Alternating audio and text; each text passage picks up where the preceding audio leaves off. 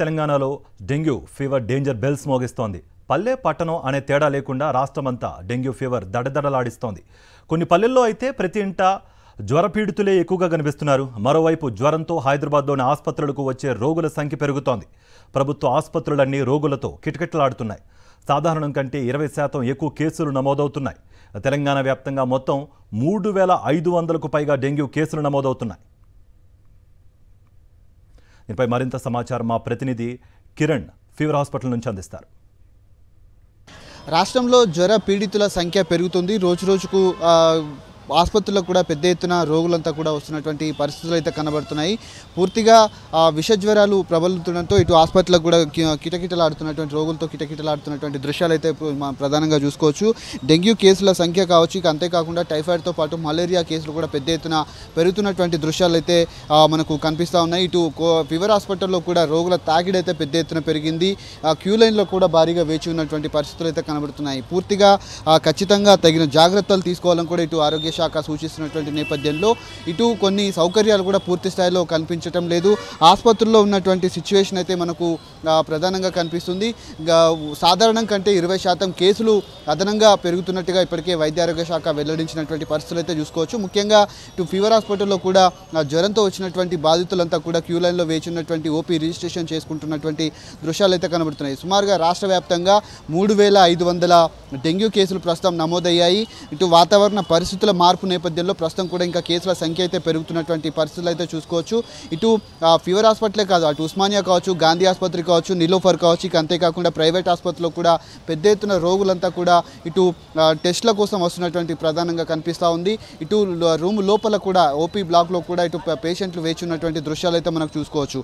ఇటు వచ్చినటువంటి పేషెంట్లకు వైద్య పరీక్షలు నిర్వహిస్తున్నారు. అండ్ వచ్చినటువంటి రిపోర్ట్స్ ఏవైతే ఉన్నాయో వాటన్నిటిని కూడా పూర్తి స్థాయిలో ఎవరైతే రోగులు ఉంటారో వాళ్ళ మొబైల్ నెంబర్కే వచ్చినటువంటి కేసు పాజిటివ్ అవుతుందా నెగిటివ్ అవుతుందా అనే దృశ్యాలు కూడా వాళ్ళకి మెసేజ్ ద్వారా పంపించడం జరుగుతుంది. ప్రధానంగా 13 సంవత్సరాల పైబడినటువంటి వాళ్ళందరినీ కూడా ఇక్కడ ఓపీ రిజిస్ట్రేషన్ వైద్య పరీక్షలు నిర్వహిస్తున్నారు. మిగతా వాళ్ళకు లోపల కూడా చేసినటువంటి దృశ్యాలు అయితే కనబడుతున్నాయి. చుట్టూ పరిసర ప్రాంతాలు కూడా శుభ్రంగా ఉంచుకోవాలి.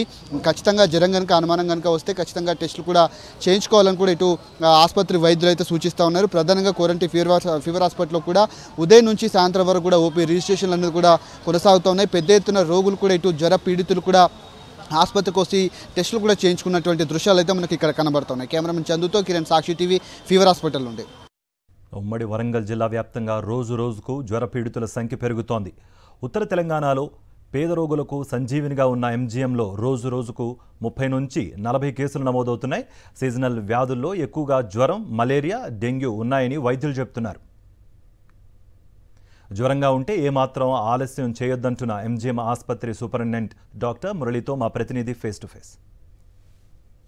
వర్షాలు కంటిన్యూగా పడుతుండటంతో సీజనల్ వ్యాధులు అనుకుంటున్నాయి. ఉమ్మడి వరంగల్ జిల్లా వ్యాప్తంగా కూడా ఏజెన్సీ ప్రాంతంలో కొంతమంది కానీ తీవ్రమైన జ్వరంతో కూడా బాధపడుతున్నారు. కొంతమంది డెంగ్యూ లక్షణాలతో, కొంతమంది మలేరియా లక్షణాలతో కూడా ఆసుపత్రి. ఉత్తర తెలంగాణలోని అతిపెద్ద ఆసుపత్రి అయిన ఎంజీఎం హాస్పిటల్కి ఎక్కువ మొత్తంలో, ఎందుకంటే ఇక్కడ ఆదిలాబాద్, మంచిర్యాల ఇటువంటి జిల్లా నుంచి, ఖమ్మం నుంచి కూడా ఇక్కడికి వస్తుంటారు కాబట్టి ఇక్కడ మాత్రం ఒక ఫీవర్కి సంబంధించిన సపరేట్ వార్డు ఏర్పాటు చేశారు. అదేవిధంగా ప్రత్యేకమైన అధికారులు, డాక్టర్స్ కూడా ఏర్పాటు చేశారు. అయితే మొత్తానికి ఉమ్మడి వరంగల్ జిల్లా వ్యాప్తంగా అసలు డెంగ్యూ కానీ, చలి జ్వరాలు కానీ, అదేవిధంగా మలేరియా జ్వరాలు కానీ ఎలా ఉన్నాయి, వాటి పట్ల ఎలా జప్తు చేస్తున్నారు అనే విషయం మనం ఎంజీఎం సూపరింటెండెంట్ గారు డాక్టర్ మురళి గారు చెప్పండి సార్. నమస్తే సార్. నమస్తే అండి. చెప్పండి సార్, అసలు మామూలుగా ఈ సీజనల్ వ్యాధుల పట్ల ఎట్లా ఉంటుందో, ఈ డెంగ్యూ విషయంలో ఎలా?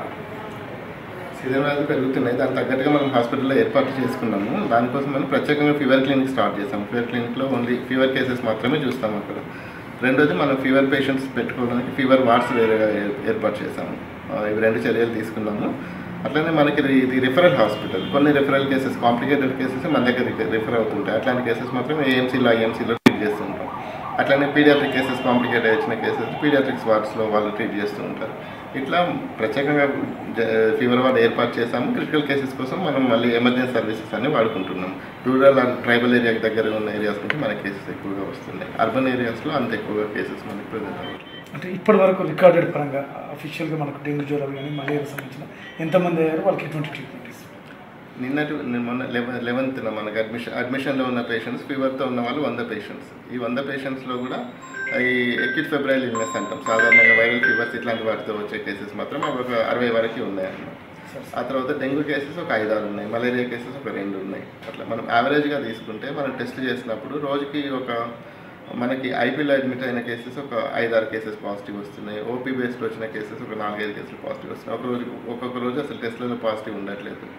Thank you. ఇది మొత్తానికి ఉమ్మడి జిల్లా వ్యాప్తంగా కూడా కొంత పేషెంట్స్ వస్తున్నారు. అయినప్పటికీ వాళ్ళు కొంచెం అప్రమత్తంగా ఉండాలి. లేకపోతే ఎటువంటి లక్షణాలు డాక్టర్ గారు చెప్పినట్టు అటువంటి లక్షణాలు కనిపించినా కూడా ఆసుపత్రికి రావాలని చెప్తున్నారు. మొత్తానికి డాక్టర్స్తో పాటు మెడిసిన్ కూడా మీకు అలర్ట్గా ఉన్నారు. కొంతమంది పేషెంట్స్ తిరిగినా కూడా వాళ్ళకి ట్రీట్మెంట్ ఇచ్చే విధంగా మేము రెడీగా ఉన్నామని చెప్పి ఎంఎం సూపరింటెండెంట్ గారు మురళి గారు చెప్తున్నారు. అమర్తో శ్రీధరెడ్డి, సాక్షి టీవీ, వరంగల్. ఇటు ఖమ్మం జిల్లాలో కూడా విష జ్వరాలు విజృంభిస్తున్నాయి. ప్రభుత్వ ప్రైవేట్ ఆసుపత్రులన్నీ రోగులతో కిటకిటలాడిపోతున్నాయి. రోజు రోజుకు డెంగ్యూ కేసులు పెరుగుతూ ఉండడంతో జనం ఆసుపత్రులకు క్యూ కడుతున్నారు. ఖమ్మం జిల్లా వ్యాప్తంగా డెంగ్యూ కేసులు అధికంగా నమోదవుతున్నాయి.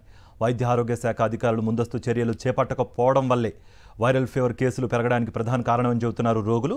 మరోవైపు వైరల్ ఫీవర్స్ నేపథ్యంలో జిల్లా ప్రభుత్వ ఆసుపత్రిలో ప్రత్యేక వార్డును ఏర్పాటు చేశారు. ఖమ్మం జిల్లాలో డెంగ్యూ కేసులకు సంబంధించి పూర్తి అప్డేట్స్ మా ప్రతినిధి మహేందర్ అందిస్తారు. ఖమ్మం జిల్లాలో వైరల్ ఫీవర్స్ విజృంభిస్తున్నాయి. ప్రధానంగా డెంగ్యూ కేసులు కూడా ఎక్కువగా నమోదవుతుండటంతో జనం కలవరం చెందుతున్న పరిస్థితి కనిపిస్తుంది. ప్రధానంగా ఖమ్మం సంబంధించి రూరల్ ఏరియా నుంచి కూడా ఎక్కువగా ఈ కేసెస్ నమోదవుతున్నాయి. జెల్లపల్లికి సంబంధించిన విలేజ్ల్లో కూడా ఎక్కువగా డెంగ్యూ కేసులు నమోదైన నేపథ్యంలో అక్కడ ప్రత్యేకంగా వైద్య శిబిరం కూడా ఏర్పాటు చేశారు. డెంగ్యూ అక్కడ పాజిటివ్ వచ్చే వారిని కూడా ఇక్కడికి జిల్లా ప్రభుత్వ ఆసుపత్రి కూడా తీసుకొస్తున్న పరిస్థితి కనిపిస్తుంది. మనతోని పేషెంట్స్ అందుబాటులో ఉన్నారు, డెంగ్యూ సంబంధించిన పేషెంట్స్. చెప్పండి, మీది ఏ విలేజ్, ఎట్లా, ఎక్కడి నుంచి వచ్చి? చల్లేపల్లిలో డెంగ్యూ కేసులు దగ్గర 10-15 దాకా వచ్చాయి. ఎంట్రీని జ్వరం, దగ్గు, జలుబు బాగా ఒక 50%, 70% దాకా విలేజ్ పీపుల్స్ మొత్తం హాస్పిటల్లో ఉన్నారు, ప్రైవేట్లో కానీ గవర్నమెంట్లో కానీ.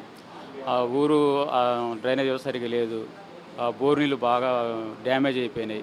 దానివల్ల విష జ్వరాలు బాగా ప్రభావితం అయినాయి.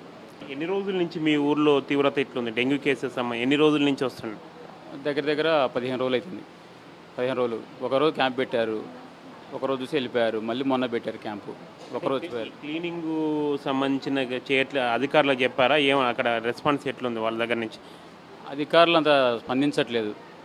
మెయిన్ సెక్రటరీ ప్రాబ్లం మా దగ్గర. ధనలక్ష్మి ఏం పట్టించుకోదు, పెద్ద వయసు సిబ్బంది, గ్రామ పంచాయతీ సిబ్బంది కూడా చక్కగా పనిచేయరు. చాలా వరకు విలేజ్లో శానిటేషన్ సమస్య, అంటే సరైన క్లీనింగ్ లేకపోవడం కూడా ఎక్కువగా డెంగ్యూ కేసులు నమోదవుతున్నట్టు కూడా తెలుస్తుంది. ఈ వైద్య శాఖ అధికారులు సరిగా పట్టించుకోకపోవడం వల్లనే కేసులు ఎక్కువగా నమోదవుతున్నాయని కూడా ఇక్కడ గ్రామస్తులు, జెల్లపల్లికి సంబంధించిన గ్రామస్తులు చెప్తున్నారు. ఒక జెల్లపల్లే కాదు, రఘునాథపాలెంలో కూడా అదే ఎఫెక్ట్ ఉంది. చాలా వరకు ఇటు చిన్న గోపతి, పెద్ద గోపతి ఆ ఏరియాలో కూడా ఇదే ఎఫెక్ట్ ఉంది. మొత్తం విలేజ్లలో కూడా డెంగ్యూ కొంత భయాందోళనకు గురి చేస్తున్న పరిస్థితి కనిపిస్తుంది. ప్రస్తుతం మన జిల్లా ప్రభుత్వ ఆసుపత్రిలో ఉన్నాం. ఆ సూపరింటెండెంట్ గారు మనకు అందుబాటులో ఉన్నారు, ప్రత్యేకంగా ఇక్కడ కేర్ తీసుకుంటున్నారు. చెప్పండి సార్, అంటే ఏ కేసెస్ వస్తున్నాయి, ఎట్లా ఉంది? వాస్తవంగా మనకి కొద్ది వర్షాల సీజన్ స్టార్ట్ అయినాయి కాబట్టి కొన్ని వైరల్ ఫీవర్ కేసులు ఇలాంటివి రావడం కొద్దిగా పెరిగాయండి మన నార్మల్ కన్నా. ఇందులో భాగంగా మనకు డెంగ్యూ కేసెస్ కూడా ఒక రోజుకు 3 to 4 కేసెస్ రావడం మన గవర్నమెంట్ హాస్పిటల్కి రావడం జరుగుతుందండి. వాళ్ళకి మనకు కావాల్సిన ట్రీట్మెంటు, సదుపాయాలు అన్నీ మనం సమకూరడం జరుగుతుంది. ఎందుకంటే మన ఈ వర్షాకాలంలో బయట నీళ్లు నిల్వ ఉండడం వల్ల, దోమల బెడద వల్ల ఇది మనకు మస్కిటోస్ వల్ల స్ప్రెడ్ అయ్యే వ్యాధి కాబట్టి కొద్దిగా మనకు ఈ డెంగీ ఫీవర్స్ అనేది కేసెస్ కొద్దిగా పెరుగుతున్నాయండి.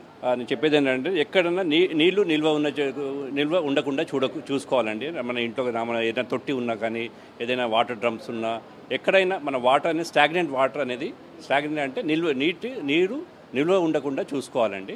ఇంకోటి మన దోమల మస్కిటో నెట్స్ లాంటిది కానీ, ఇంకా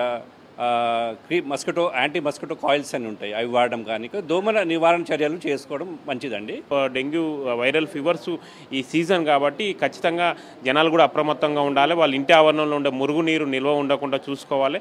దోమల పట్ల కూడా కొంత జాగ్రత్త తీసుకుంటే డెంగ్యూ ఫీవర్స్ నుంచి బయటపడవచ్చు అని కూడా డాక్టర్స్ చెప్తున్న పరిస్థితి కనిపిస్తుంది. కెమెరా పర్సన్ సతీష్, మహేందర్, సాక్షి టీవీ, ఖమ్మం.